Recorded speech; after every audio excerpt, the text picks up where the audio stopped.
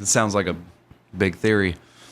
Yeah, it's hilarious, and I think that if there was anything that pointed closer to like a godlike complex or anything like that, the theory of everything, I don't know much about it. Like I said, as just the last couple days that I looked into it, but that would paint the picture for what you've kind of have described. Don't look at me like that, dude. I'm not looking at you like anything. I'm just having trouble trying to understand it and how I could explain it myself. But I would encourage you to check it out. The theory of everything. It's when you have just when you take a certain small set of particles and then you give them a very, very simple set of rules that they can create something that is both geometric and seemingly chaotic at the same time, but it all operates under a very small, simple set of laws. Yep, exactly. And it can, and they did and the theory of everything applies to our 4D world, right? Mm-hmm. Where there's a computer simulation called the Game of Life. Have you ever seen this? Oh, you never seen this? So you talking about the never-ending game? The Sky game or whatever it's called? No, no. The Game of Life is it's not even a game. It's just that where you give there's a it's just a grid. It's a big giant endless grid, right? The universe. But this is in 2D, right? Because we're seeing it on a screen, so it's what we can see. We can't see like in 4D. We live in 4D, can't see 4D. Right, absolutely. Yeah. So the theory of everything is a physiological principle that. It's a physics principle that applies to the 4D world. It's an explanation of how chaos, it seems chaotic, but it's really not. It's rooted in fundamentals, right? Pattern building. And there's 8 of them that's supposedly said. But anyway, you'll have to do your own dig on that. I can't fucking explain all that. No, there's only a handful, not a handful, just a few thousand scientists in the world who even like dig into that, understand it, or anything in detail. Right. That I'm not one of them, obviously. Yeah. But I will tell you about the Game of Life, though. The Game of Life is a 2D representation of what that kind of looks like. So it's just a grid on a computer, kind of like graph paper or something like that. And then what you do as like from a software standpoint is you just say, you set preconditions so that like you have a black and a white. And so when a square turns on, it's black, and then when it's off, it's white. It dies, right? So there's an alive state and a dead state. And it's so funny because you can have a certain arrangement of these things, right? You can put them into a triangle, and then you can say, only my neighbor is allowed to be alive or dead if 2 of us surround it, if that makes sense. It's hard to explain, and I can show you a video. I can even bring up like the patterns it generates, but it's really just like 4 or 5 different rules. Usually it's like under 10, I think, but what happens is you tell these on and off things, this is all you can do, and they can move. They can turn one on and turn one off, and they can move, and they're called gladiators or something like that. Gliders is what it's actually called. Okay. This is all kind of coming back to me. I've had so much other shit on my mind, but It's one of the coolest things. But it's a 2D representation of the basic principles of the theory of everything, and the patterns that they make are absolutely beautiful. It's insane. It's really cool. It's something that I looked into this, like, I just came across this Game of Life horseshit that led me to the theory of everything, and I was like, I don't fucking know what any of that is, and I canceled it. But you were talked about Lex Friedman a minute ago or a little bit ago. Yeah, Lex is awesome. Yeah, he just talked about that on the Joe Rogan podcast, and I was like, dude, I know what you're talking about, bro. I know what you're talking about. That's so cool. No, I've never heard of the theory of everything. I need to check it out. But it is interesting when you trace that back, you get to a place where you're at a standstill. It's like either the laws and functions of everything existed always and always will, or they were put in place. Oh, right? yeah, you're talking about whether or not there is something that programmed that, which you're taking it back to, because if essentially the argument for there has to be a God in order for those, for the theory of everything to work, there has to be somebody who created it. Right, because for us to even to create that game, it took intelligence to set the parameters. Mm-hmm. You know what I'm saying? And so like even on the base level of a cell and things like that, we can go back to a place, and there's even a podcast you can watch with Joe Rogan where he's talking with a physicist, and he explains that eventually there will be nothing. Even your thoughts won't exist, is the way he says it. Because, no energy can't die, but energy can be used as heat and then become unusable again. Like thermodynamics. You're right. And it doesn't become active again until it's imposed upon. And eventually there will be nothing to impose on it. And then that's kind of how we trace back to the beginning, and we reverse that process back all the way. So you get to this point like, okay, there either had to be something, functions set in place, before the first cell that would even make this, or, that caused the cell or these atoms to do certain things, electrons and to pack together, right? These functions had to be in place, or they had to be inserted so that it would happen. You know what I'm saying? Is that evidence of a religion or evidence that we are living in a simulation, or do you think they're both the same thing? Yeah, I would kind of consider that the same thing. Yeah. I wouldn't. Religion is like, especially the way we define it today or look at it today is like, would you just a look structure of, I don't know how to explain it. It's got a bad connotation. You know what I'm saying? Religion. When you say that word, people are like, ugh. Religion. Because what happens is people take religion and change it to be what they want it to be, and they can use it for bad things, right? We're not talking about that. We're talking about the source of everything. Put all the bullcrap aside. You know what I mean? Mm-hmm. Just, are we created or not created? It's a good question. And I think it's the biggest question of every single person who's ever been alive has ever pondered on. Right. And it's a shame that some scientists count it out. You know what I mean? That they come from a place of that's not possible. There are a lot that free think it, and they're like, it's an interesting topic to think about, but probably not. Well, I think more I think from a scientific standpoint, I don't think that, that can't happen. It says that can't happen according to what we know, but let's figure out how it could.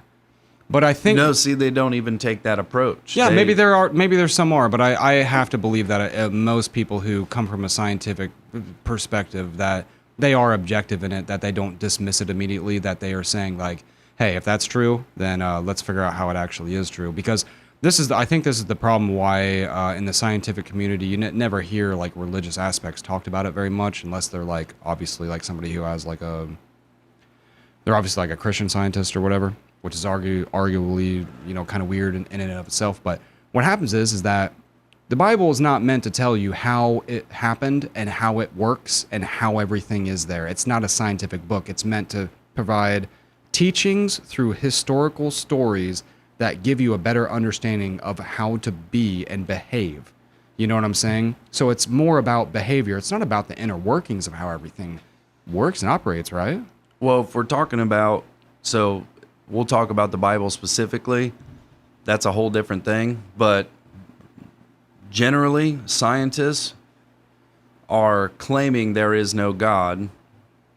Most of them, the atheist ones, which there's a lot of them, the predominantly scientists are atheists. And then there's a group of Christian ones. And the thing is they take an approach, and a lot of them, that's part of their course of study is, looking at processes in the world, but they take a stance. They'll even debate Christians or whatever that are trying to find evidence for God, right? And these people are trying to find evidence against God, but they're doing this in the natural world. You can't figure out scientifically something that's supernatural with natural processes. I agree. It's not going to happen. I agree. That's not how you find God. Yeah. You find God from people that have experienced God and wrote it down, right? And there's lots of false teachings. There's lots of crazy people in the world. So you just got to look at the evidence of if you're looking for God or a religion, or you're looking at concepts like we're talking about, and you find yourself in this place like, is there a creator? Is there not a creator? Well, if there is a creator, I want to know who that is. Well, how do we best figure that out?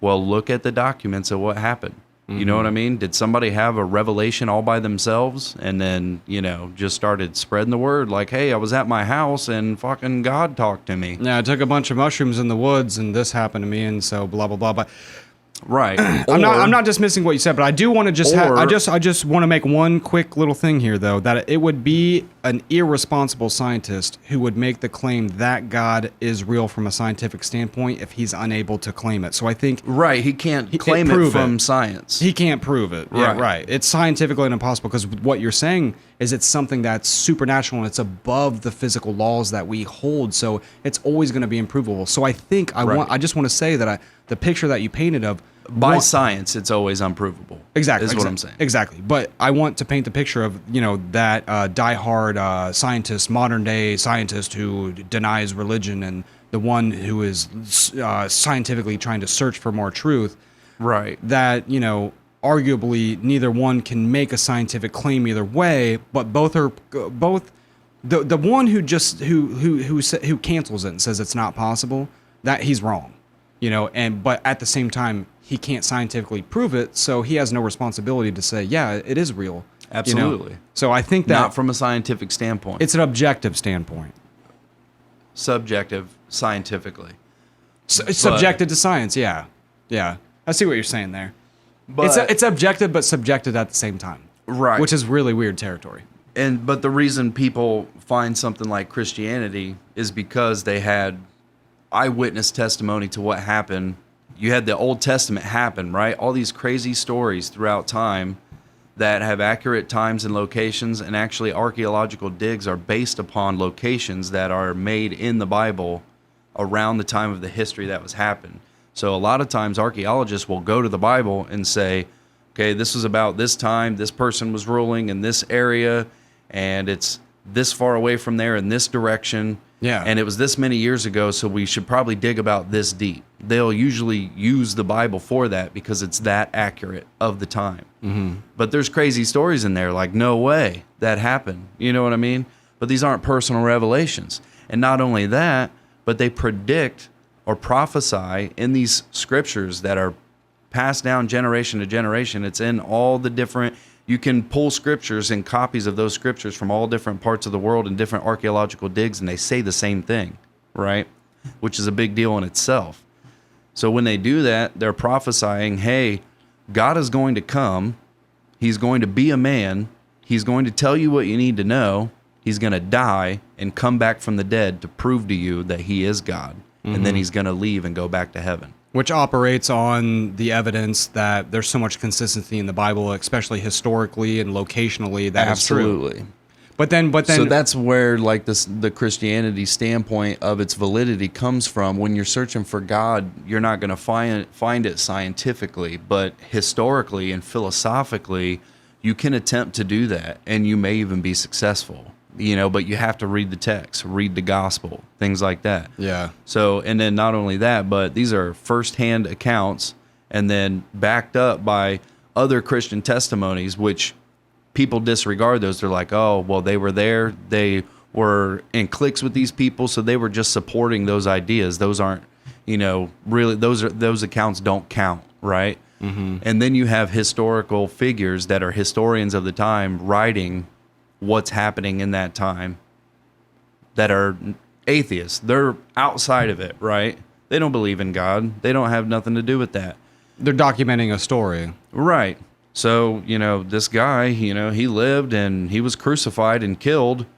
And then 36 hours later, he's seen by 500 people walking around and talking to people. And then he disappeared. We can't find his body. You know what I mean? His body's never been found. Do we know where the tomb of Jesus is? Absolutely. We know exactly what tomb he was in. We've opened it up. You can go there. You can check it out. And his body's not there. We don't have his body. It's not protected at all. It's not. It's like not. You can just walk in with your dirty ass. I don't know that you can walk in because it's probably still an archaeological site. But yeah, you can go to where his body was put after he was crucified. And not only that, he was crucified for 9 hours, bled out, and then after that, they stabbed him in the stomach to make sure he was dead. Yeah, and then he's walking around and talking to people, and there's multiple accounts of it. And then he disappears into the abyss. Like Right. that's the core of the story. What do you? Right. So what people say is that's not physically possible. It's supernatural. Yeah. Yeah. Yeah. We don't understand it. Right. Yeah. You would be an irresponsible scientist to say that it's true. Right. You know what I'm saying? Because you would have to be able to show through, trial, like, science is basically, it's only, if it's not a theory, then what you have to do is run, multiple experiments that show that it's true, blah, blah, blah. Like, we all know what the fuck science is, right? It's provable through experimentation. Right. And that's why Replication. And that's why you can't find our origins. You can't replicate the beginning of the universe. You can't test it. You can't verify it. Yeah. So, scientifically, like I was saying, you can't figure out the supernatural from the natural. But, I refuse to say that people that were inventing languages and building pyramids and knew the difference between a poem, a fable, and historical document, that they would lie and claim to be writing historical documents. Right. You know what I mean? No, I feel exactly what you're saying. That's where the element of, somewhat of kind of like a belief, like a trust in it is happening, right? Right. And then, the way they speak about it, the way they speak about the Bible, you can practice that and see what happens. You can read it and meditate on those words. The Bible, so... You could run an experiment to say, if I live my life by this, will my life improve? And if it does, well, then that gives it more justification that it actually is the way that we're all supposed to be. Right. John 1:11 is, in the beginning was the Word was with God, and the Word was God. So the idea is that the Word is alive. And when you read it, it softens your heart in a way that God can infiltrate it. But this takes a lot of historical, like, Bible knowledge to understand where we're at when we start talking about that. I see what you're saying, though. That essentially, it's not just words. It's like because it's so significant. It's almost this, the way that you would think that it's like, it's an unseen, but it's an unseen, unconscious, but definitely 100% a living thing. Right. It's like an organism. Can flow through you. It's an organ for that you don't even know that you can have. Exactly, 100%. I don't believe that, like, the Holy Spirit, like, takes over your body and makes you do things. I think what about this stuff where people are on stage, like, and they're, the thing. Have you ever seen, like, where they're on stage, like, super Christian, or maybe it's not even Christian, I don't know what it is, but they make them do things and make them faint. You will faint. Ridiculous. It's not real? Ridiculous, dude. It's a false teaching, is what it's lies. And it's changing God to be what humans want God to be instead of what it is. This God created us